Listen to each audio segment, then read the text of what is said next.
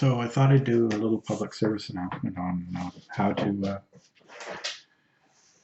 stay safe out there, and basically what to wear when you're out. I guess everybody's heard or knows about wearing a mask, and I'm not sure if people realize exactly what they are because they might not have one. A mask has a little bit of wire right here in the top of the nose, so that you can cinch it in around your nose because your nose sticks out. So you put it around over your ears, and then you cinch in the nose and go down around like that so you can breathe. This is actually one I got for, I think, at the doctor's office when I went in with a cold one time. It also helps to wear glasses, and these aren't really to protect you from getting airborne viruses. They're to stop you from touching your eyes. It's hard to get out of that habit. It takes a lot of training, and if you haven't worked in an organic chemistry lab or something like that, you probably are not going to be able to do it. I didn't do it. It's hard for me, and I spent a lot of time in labs. Not exactly. Well, it's hard. So wearing glasses, any glasses really.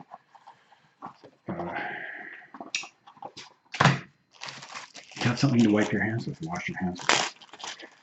You kind of get this in the last later, but you know, little squirt bottles help, but it's really anything.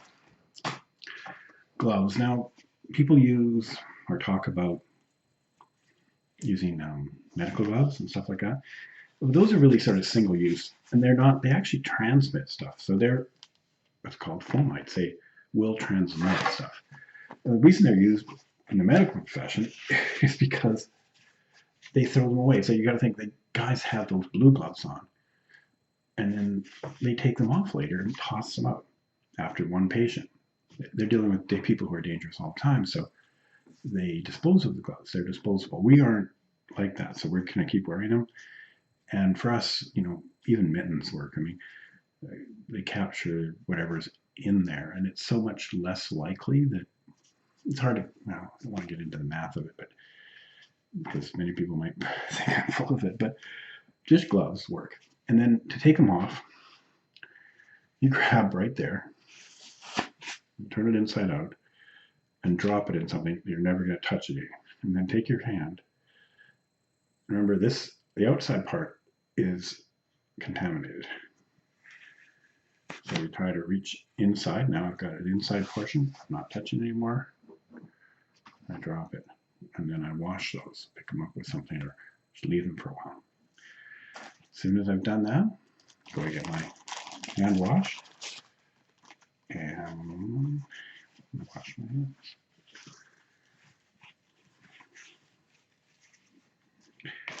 Hand wash away, in case I don't have Purell or something, and I dry them. So those are the 5 things you might want to carry. A cloth, glasses, something to wash with, a mask, and gloves. Now, if you're a real serious risk, okay, maybe I should demonstrate this. The masks can be anything. My wife's making these. This is actually a Versace fabric, but there's just a little metal bit in here. I thought she was putting whiskers on them, but there's this little metal bit sitting on the top, and that's to make it all kind of stick in there and stick to your nose. You can also put a hat on and then tie it to the hat, or have something going on there. That's probably not a bad idea, because then you've got the whole ensemble kind of kicking around, and you're not bringing in anything outside. It doesn't look like this doesn't look sterile, but a lot of viruses get caught in fabrics. They just do. So people are classically they're getting these kind of things, and they're putting a button right on the edge and tying stuff to the button. Okay. Last but not least is if you're really high risk, you probably want to do something to mitigate that. And I was going to make a mask quickly. So the thing is, you want to do a good job. I'm not going to act like I'm doing a good job. So, well, do something anyway. So this is going to go on my forehead. That didn't work, it's too big. So that's fine. Okay. I'm going to put the mask like that. You can stick it to my forehead. Now I've got this. This is a band I can have around my head. Now, of course, you want to glue something together to be able to do this, but let's say you've got a high-risk parent. And I know it's silly what I'm doing, but if they're going out to Costco and insist on bringing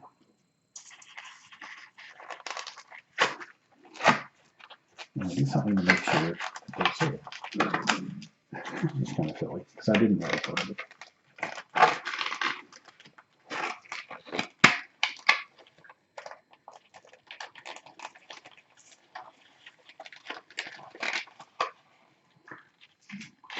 Okay, this is okay, let me try again. That's way too tight.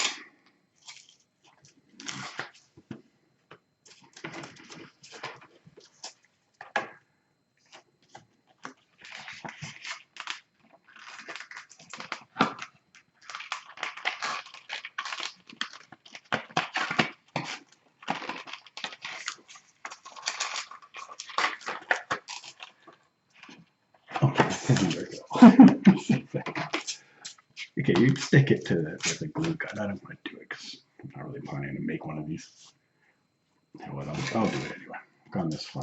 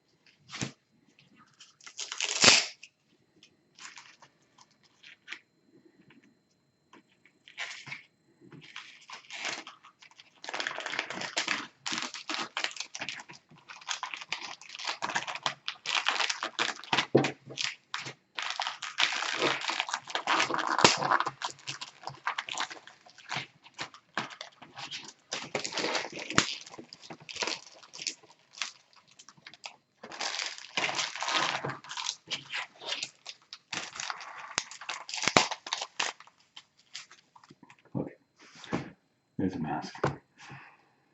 I mean, it works. You want to make something.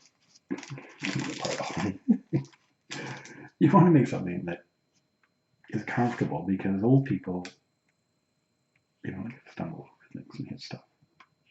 But a mask actually helps as well. I mean, I don't think wearing a scuba mask there, but you don't want things splattering on people. I mean, the aerosols have more of a battle. You don't wear a mask with nothing else. You wear, like a face shield with nothing else. You wear it with, a mask. But these kind of things do help if you're high risk. Enough for my making things up as I go along.